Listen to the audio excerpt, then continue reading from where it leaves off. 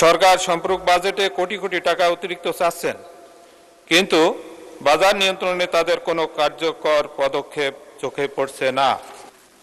জনাব মোহাম্মদ আব্দুল গফুর, কুষ্টিয়া 2, আপনার সময় 3 মিনিট।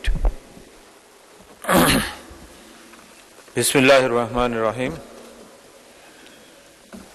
মাননীয় স্পিকার, আপনাকে ধন্যবাদ। সরকার আজ মহান সংসদে বিগত অর্থ বছরের নির্ধারিত বরাদ্দের বাইরে অতিরিক্ত বরাদ্দ অনুমোদনের জন্য সম্পূরক বাজেট পেশ করেছেন। আমি এর তীব্র বিরোধিতা করছি এবং মিতব্যয়িতাজনিত ছাঁটাই প্রস্তাব পেশ করছি। মাননীয় স্পিকার, আমার আপত্তির মূল কারণগুলো হলো আর্থিক শৃঙ্খলতার অভাব ও অপচয়।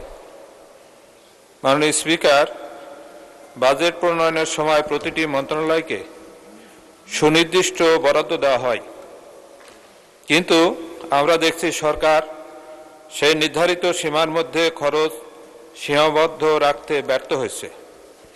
যদি অর্থবছরের শুরু থেকে প্রতিটি টাকা, প্রতিটা পয়সা সঠিকভাবে এবং স্বচ্ছতার সাথে ব্যয় করা হতো, তবে আজ জনগণের ট্যাক্সের টাকা থেকে এই অতিরিক্ত বরাদ্দের প্রয়োজন হতো না।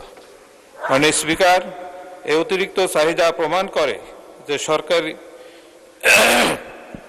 সরকারি ব্যয়ে কোনো নিয়ন্ত্রণ এবং মিতব্যয়িতা ছিল না। মাননীয় স্পিকার, দ্রব্যমূল্যের ঊর্ধ্বগতি ও সাধারণ মানুষের হাহাকার। আজ যখন আমরা এখানে অতিরিক্ত টাকা অনুমোদনের জন্য আলোচনা করছি, ঠিক তখন বাইরে সাধারণ মানুষের অবস্থা অত্যন্ত শোচনীয়। নিত্য প্রয়োজনীয় দ্রব্যের মূল্যের লাগামহীন ঊর্ধ্বগতিতে সাধারণ মানুষের নাভিশ্বাস উঠেছে। চাল, ডাল, তেল থেকে শুরু করে প্রতিটি পণ্যের দাম আজ সাধারণের ক্রয় ক্ষমতার বাইরে। সরকার সম্পূরক বাজেটে কোটি কোটি টাকা অতিরিক্ত চাচ্ছেন, কিন্তু বাজার নিয়ন্ত্রণে তাদের কোনো কার্যকর পদক্ষেপ চোখে পড়ছে না।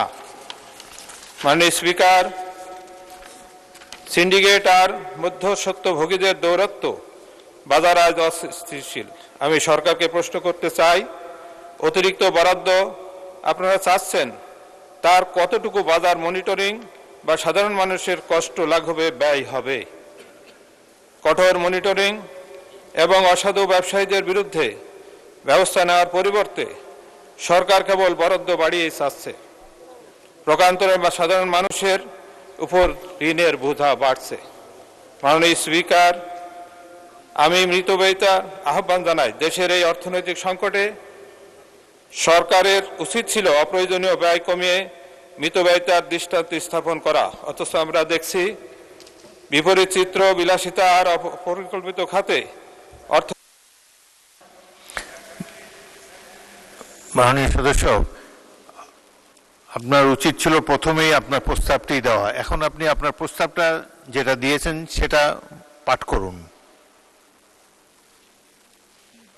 মাননীয় স্পিকার, জনগণের কষ্ট লাঘবে এই অতিরিক্ত বরাদ্দের দাবি এখানে যেটা লেখা আছে সেটা পড়েন। আপনি যে দাবিটা দিয়েছেন সেটা পড়েন। 1 মিনিটে। আমি প্রস্তাব করছি এই সম্পূরক বাজেট থেকে অর্থ কমিয়ে তা বাজার নিয়ন্ত্রণ এবং সাধারণ মানুষের ভর্তুকি খাতে সরিয়ে নেওয়া হোক। বাজার মনিটরিংয়ে কঠোর পদক্ষেপ না নিয়ে, দ্রব্যমূল্য না কমিয়ে এই অতিরিক্ত অর্থ ব্যয়ের কোনো নৈতিক অধিকার সরকারের নেই।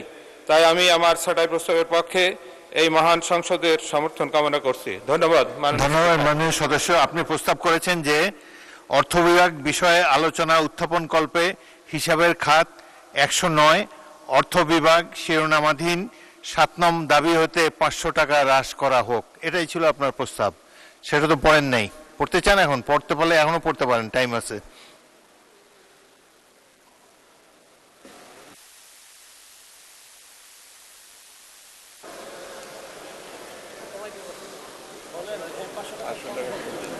আপনি পড়ুন, আমি তো পড়তে পারি না। আপনার প্রস্তাব 500 টাকা হ্রাস করা হোক। ধন্যবাদ মাননীয় স্পিকার। ধন্যবাদ।